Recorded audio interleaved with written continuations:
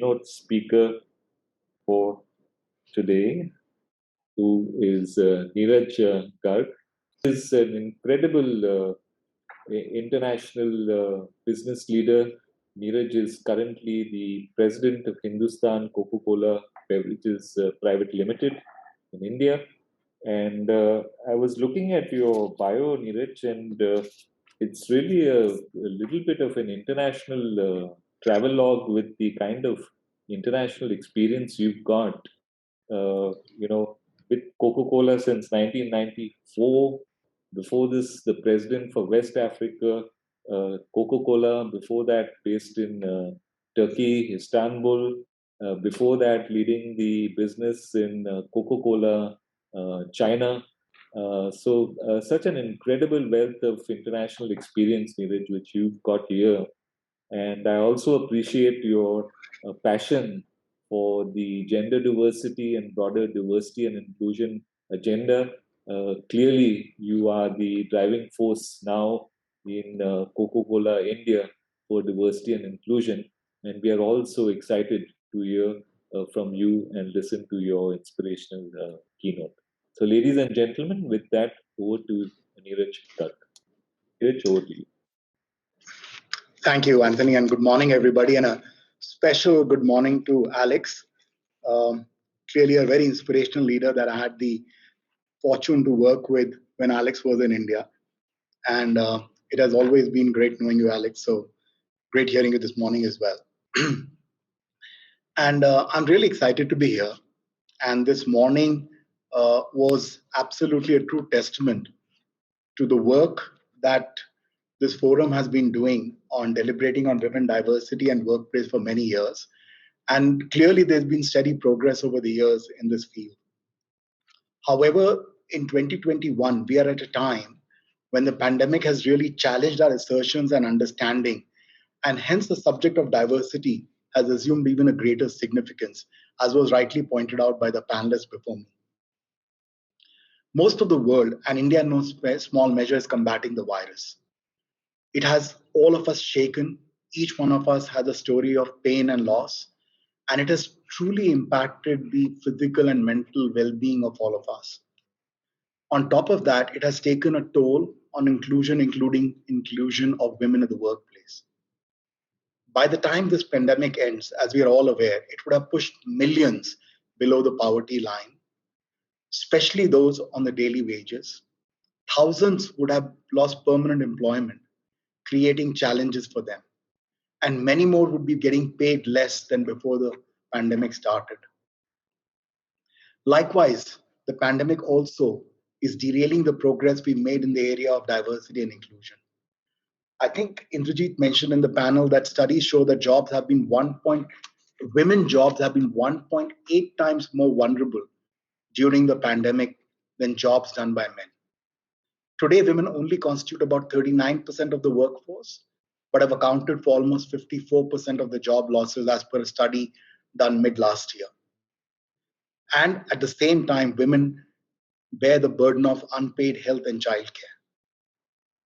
So like it was pointed out early in the morning, it is truly incumbent upon all of us that we pick up the threads and move forward. On one hand, we need to be resilient, and on the other, we need to find new solutions for the changing and dynamic environment around us. Mukhtar Kent, our previous chairman and CEO for the company, Coca-Cola Company, used to say, never waste a good crisis. His point was that a crisis gives you an opportunity to innovate and truly swivel towards a vision that you want to create. And the current environment around us truly provides us with an opportunity to rebuild a world that we all want to live in. And this can only be done if men and women join hands and become equal partners in progress. All stakeholders have a role to play, but the corporate world perhaps a bigger role than ever before. Therefore, today's conversation around learning and sharing comes at an important time. Creating a diverse and inclusive workplace is not only the right thing to do, it's a priority. Diversity fosters greater creativity, innovation, more connections, deeper insights into communities that we all serve.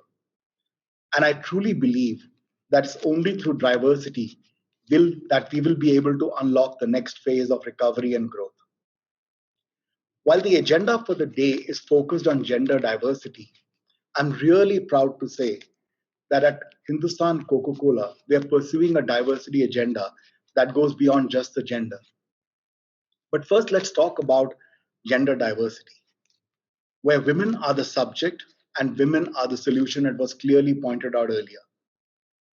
I say this because while the rest of the community and corporate enterprise needs to turn enablers and shape an environment that encourage women to give their best, it is equally important that women outline their needs, the tools, the requirements, and embrace what they need to be changed and what they can and how they can really leverage that to build their careers. Great organizations are not partisan, but at the same time, every community or gender will have specific needs. Therefore, it is incumbent that each community, including women, outline the support they need from the larger community. I think Sarthak said that women often try to do a lot of things themselves, which is credit to their strength. Some would say it is self-belief or some area where they need more support, but equally it leaves them overburdened and they're not leveraging the full network of resources available to them. The pandemic has been a classic example.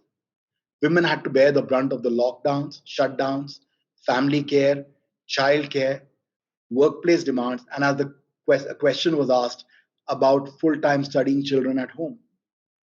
They've tried to cope their best, but the character of the problem has been such that it is a very severe challenge for all of us. So while organizations have been trying to adjust to new realities in a way that is fair and balanced to employees, women must remind the organization of their specific needs and make sure that progress is made on that.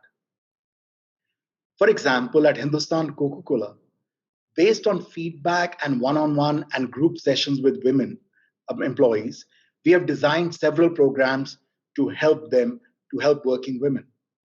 Among the first thing was to take away the uncertainty of coming back to office. So early on, we declared that till 31st December 2021, there is no need for people to come back to office and they can continue to work from home. This helps the families plan for the future with better visibility of what is before them and takes some of the pressure off. Similarly, given the mental and physical challenges of all the second wave of pandemic has brought, several employees, including women, reached out to us for counseling and help. We know that there is hardly a family that does not have a story of negative impact by COVID. So we launched two programs, a telemedicine program and a wellness counseling facility, which is accessible online and on the phone. Make sure it keeps it anonymous, keeps it confidential, but people get a chance to dial in and are able to get some of their concerns and stresses addressed. Similarly, women being the principal caregivers, at least in India, some of us are falling sick due to COVID, but we also have aging parents or children at home. To help them, we've launched a program of customized home care services through our partners, MediBuddy. This facility takes care of all the requirements of a home insulation and whatever requirements come with that. Like some of my earlier speakers talked about, there have been several learning programs and awareness programs on staying healthy, managing the COVID challenges, mental wellness and counseling services, which all help to create the ecosystem where we can get our women employees to thrive and truly reach their potential. In addition to that, we've created a women's network at the company that helps women employees come together and support each other. It was rightly said that mentors don't need to be women, but at least from a support network point of view, we wanted to make sure that people were able to share their experiences and truly support each other. At an enterprise level, we have tried to bring all these amenities, different services, facilities into a single click app that leverages an AI platform based on chatbots. At least this way, The employees know where they have to go to for any of their questions and concerns. Today at HCCB, chatbot on mobile offers facilities for teleconsultation, medicine delivery, health services, helpline, self-care and home care services, and so on. It also helps people track and remind them about vaccination. And also, of course, it supports our business with inquiries on HR practices, sales and distribution data, intranet services, all through the single chatbot. This really helps people, enable people, and help them really work in a more efficient manner and balance and keep a balance in work and life. We are also now working through the chatbot to see ways of tracking vaccination and how we can help people get vaccinated. How can we support them on where vaccination is available and how can get there faster? While I say all this, we also recognize that men and women share equal responsibility for their family and their well-being. Hence, facilities like paternity leave, sabbatical leave, unlimited sick leave, and especially flexi working hours, like Sarthak talked about, truly help women really work and balance their life and work. There have also been a significant coaching program launched for some of our men workforce to help them understand how they can take a more active and efficient role in their family care and contribute to the family. I'm really proud of the fact, as I stand here today, that Hindustan Coca-Cola has changed the narrative of women at the shop floor. As a very large manufacturing company, this is the big challenge that we face. But before I talk about it, I want to allude to what Anthony was talking about my having had the fortune to work in different markets and share an experience on how that's really impacted my perspective. Having grown up in India, an only child, and working in India initially and then in China, very candidly, if I were to self-retrospect, I would say my contribution to diversity was more lip service. It was more a check in the box. It was truly about, I need to do this because that's the right thing to do, versus that's something that I was really passionate and I wanted to make a difference. But that changed in Jan 2015 when I first got transferred to Turkey and started reporting to the president there, who were the women. And Galia, who was my first boss there, and then Jenny, truly helped me change my perspective and made me understand on having a woman as a colleague or as a leader, what a difference it could make to the business, to my own development, and to my contribution to the business. I have been a total convert since then. And I truly am passionate about making sure that we are able to invest in creating a diverse workforce and making sure we truly make great progress in gender equality. So looking at HCCB now, typically when you think about a manufacturing enterprise in India, we traditionally do not have women participate at the shop floor. And for a long time, we were unable to move the needle. And our employment ratio of women remained at a single digit, and the myth was not broken. The myth was that women cannot operate heavy machines. And we had to find a solution. And that was digitalization. And of course, we had a woman leader who helped us. Annapurna and our digital team really helped create automation and digitalization to an extent at our newest factory in Sanand, Gujarat, that men and women can both operate the heavy machines. We just took the physical strength out of the equation. But that was only half the story, because the parents around our factory were not very keen to see their girls going out to the shop floor. And this is where the passion and commitment comes into really making a difference. Our HR team, our manufacturing team went out on community meetings. They invited parents to come to the factory. They took them around the shop floor. They showed them our processes. They explained to them the safety that we had created for the women at work. They explained to them how they would have their privacy and dignity as they work on the shop floor, and how they would be allowed to come home even late in the evening with full safety. And with that final assurance, we really got a few commitments from the parents. And the result now, fast forward today, is that 40% of the workforce at Sanand is now women. And this factory has the world's first female operator to work both on the Blomax and the Plasmax machines. It was also the company's first woman forklift driver, the first female electrician, and many such more milestones were reached here. Emboldened by our success in Sanand, we are now working on a plan to induct more than 60% women at our upcoming factory in Raniganj near Siliguri, West Bengal. The state-of-the-art factory is going to be the only vertical beverage factory in India. It truly has been an amazing journey from Sanand to Siliguri. Having said all this, like I mentioned earlier, diversity for us is not in gender alone. We believe that in a country like India, which is so rich and diverse, everyone that is not similar has value to add to the workplace. So we've recently completed an accessibility audit of our factories. I'm happy to share that we have completed the process in 3 of our factories and will soon cover the rest of the offices and manufacturing facilities. Unfortunately, the pandemic has delayed some of these audits. In addition to that, to sensitize our people on diversity, we have developed a handbook that, among other things, explains the unknown biases, case studies, and simple guidelines on how to deal with our associates from different backgrounds, including people with disability and those belonging to the LGBT community. Our hiring process has a mandate that it must include candidates for review from diverse background for every single job. Obviously, we hire the most competent person, but we need to make sure that the hiring person gets an understanding of what diverse candidates bring to the plate, and then they can make the right decision on who the perfect candidate is.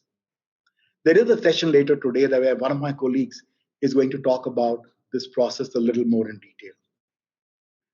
There is a lot more to do on this. The journey is not over. It's barely started. But today, the world can truly benefit from all the talent that we as leaders can harness. These are extremely difficult times. We really need fresh perspectives to unlock the next level of innovation and growth. And I really look forward to Hindustan Coca-Cola being an active part of that journey as we go forward. Thank you very much for giving this chance to talk to you. And I really enjoyed the morning. Thank you so much, Neeraj, for that inspirational sharing and also so many excellent examples, concrete examples of what you and Hindustan Coca-Cola Beverages is doing in India. Neeraj, can we take a couple of questions? I think we have a few minutes for questions, if you don't mind. So I am just going to read out because I see a few anonymous questions in the Q&A box.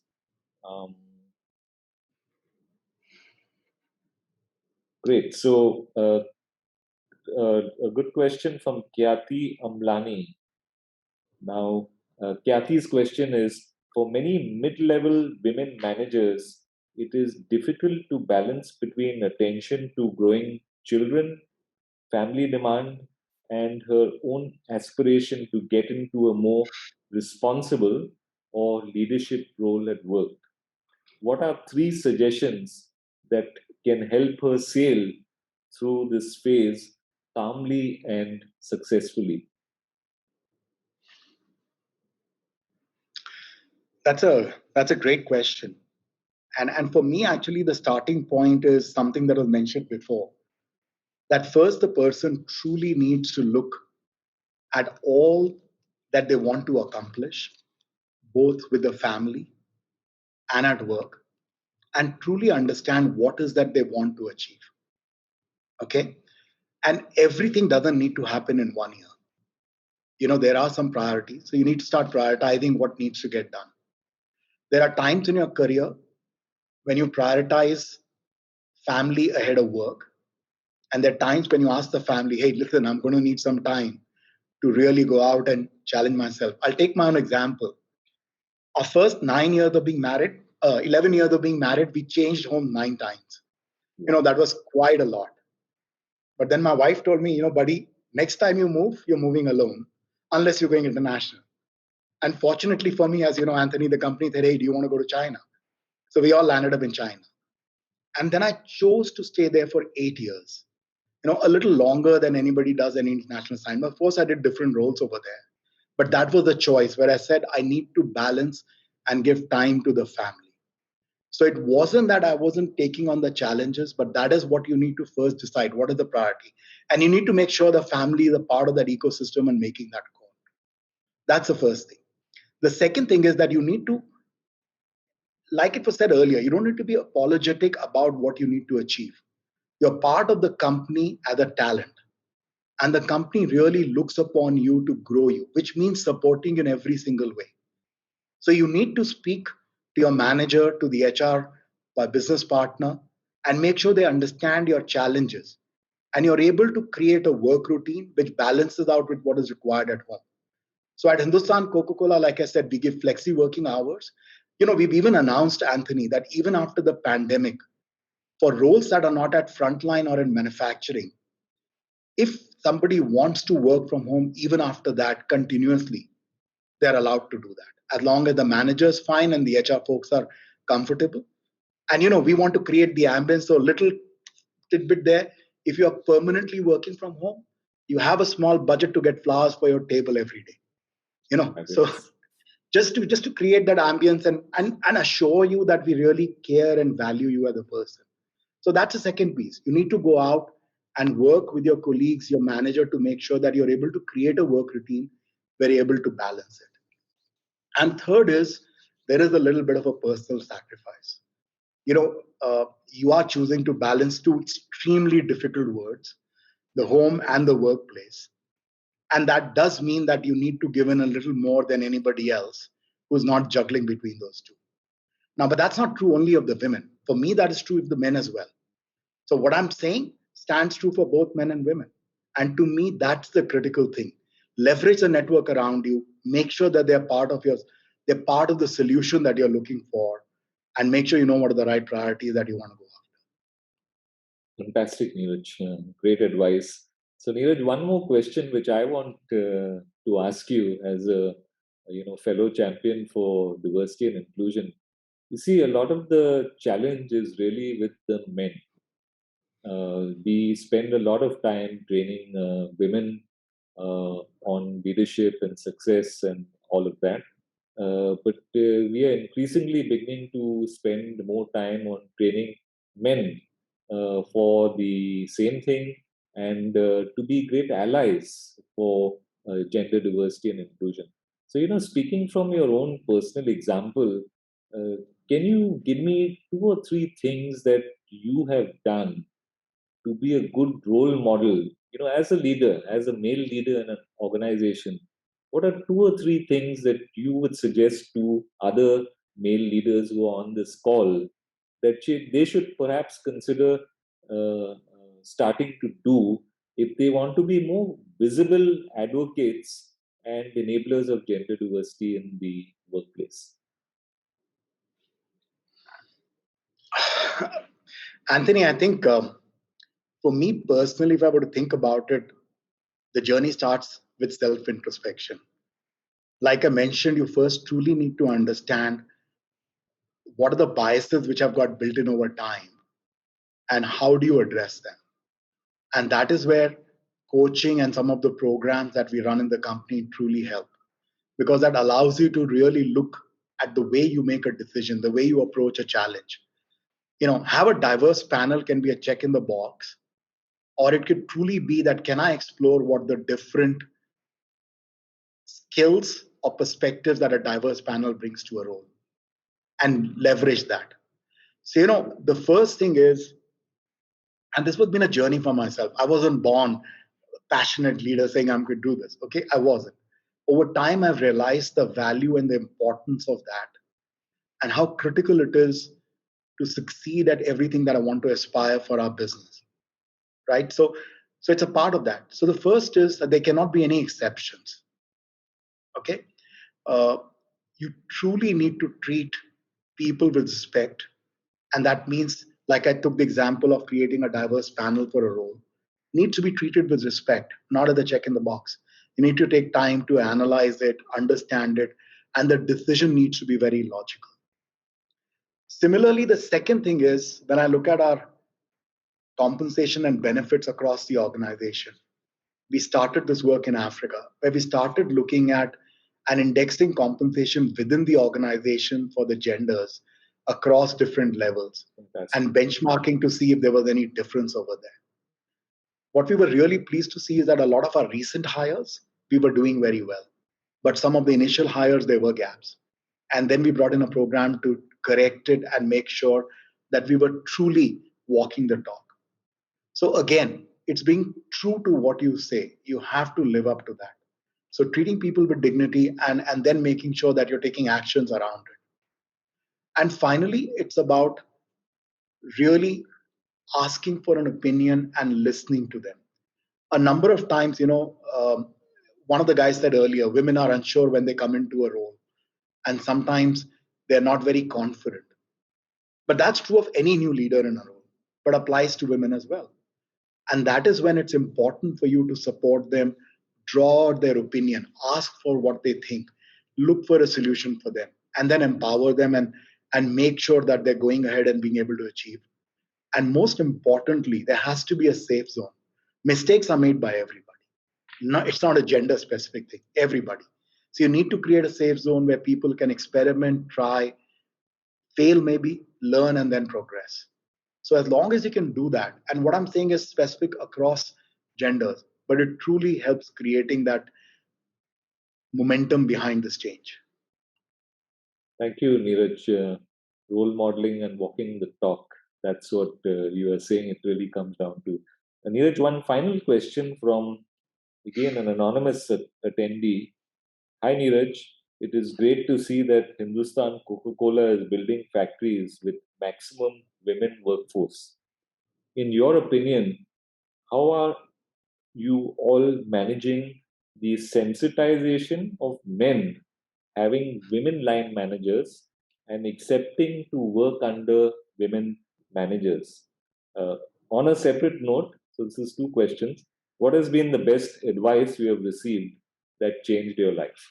Excellent question.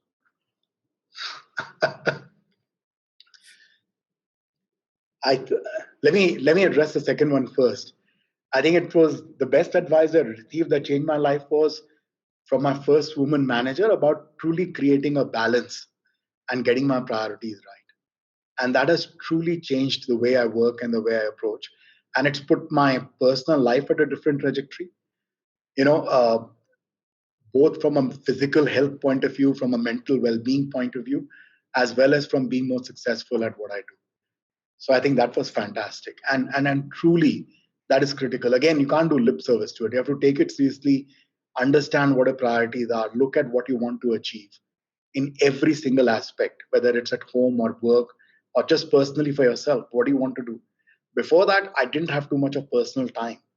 It was always work and a little bit at home and just focused around it. It's been a very, very motivating and enriching epiphany for me.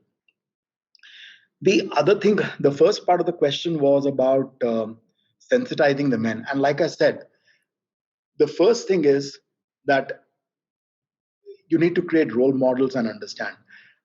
Hindustan Coca-Cola had a woman CEO before me, and that really helped, that she was really successful. Christina did a wonderful job. And I think that created a strong path for me in terms of people already understanding the value that a woman leader brings to the role. On top of that, like I said, we have got programs that we work with, so which are coaching programs where both men and women are invited. And it talks about really working together and trying to leverage each other to create a network that can win together. And it doesn't stop there. Like I said at Sanand, it wasn't about finding solutions at the workplace. It was also reaching out to the community and convincing them that for their girls who had come out of the Polytechnic or ITT or whatever it is, that HCCB was a great place for them to come and thrive. And that required an effort. And by the way, it wasn't women who went out, it was men who went out and reached out to them.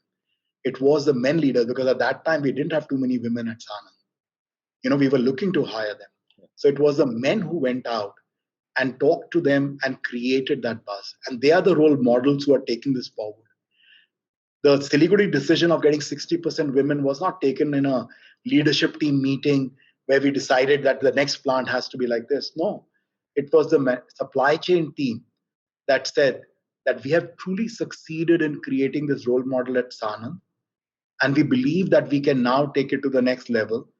And that will be a role model for rest of our plants as well as for the industry.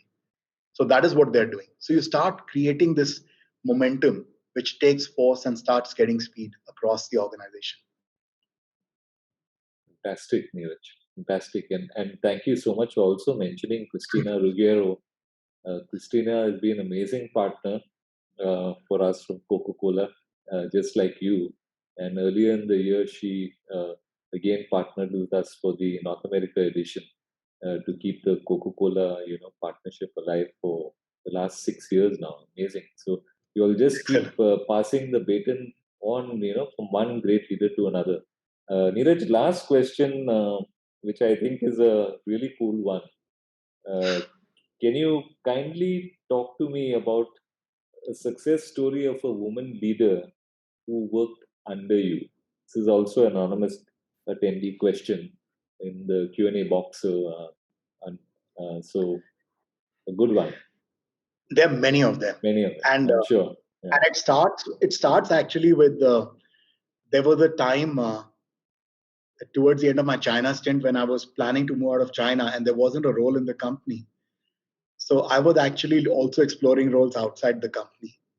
And one of the questions I was asked in that interview, obviously I didn't succeed there finally, was what can you tell me about people who have reported to you in the past and how well have they performed in their careers? And that really stayed with me.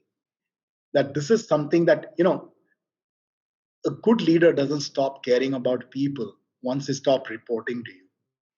I mean, if you're a leader, then you're a leader for life and you got to live that role truly.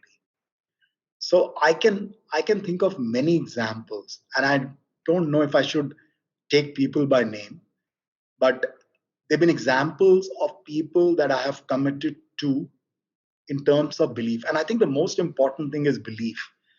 And just 2 weeks ago, I had somebody write to me saying, thank you for the belief in me because you allowed me to grow myself and strive for something that I didn't think was achievable. And today I'm doing really well at that role. So I think the important piece is that all of us, and just not about women again, I think it's true for everybody that we work with. There are moments of uncertainty. There are moments of self-doubt. There are moments when you don't think you have the answer. And as a great leader or a good leader or a leader that truly cares about your people, that is the moment you need to step in and put an arm around and saying, look, it's fine. We can work this together. And as long as you can take them through that patch, you will find that people will live up to their potential. They will find and they will grow towards that. So I just don't feel comfortable, Anthony, taking specific names and everything. I haven't asked them the question. So, it's a bit general versus being more specific in the answer. No, thank you, Neeraj. The answer says it all. And in fact, we won't mention names again, but you have such a fantastic team behind you because over the last few days, despite the pandemic, despite some of the leaders also, being involved with COVID situation at home and very close up to them, these very same leaders have been behind the scenes, organizing and helping and getting people involved. So truly a testament to you and to Coca-Cola. If there is any last comment you have, Neeraj, or else we will wrap up your session.